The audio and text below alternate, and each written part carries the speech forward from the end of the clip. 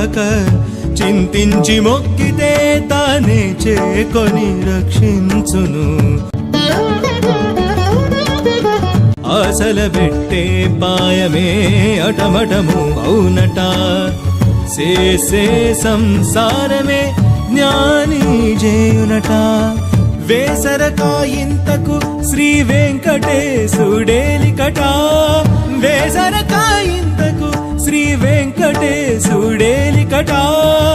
మోసపుచ్చేవారెవ్వరు ముదమే జీవునికి, అంతరంగములోనున్న హరియే హరియే హరియే.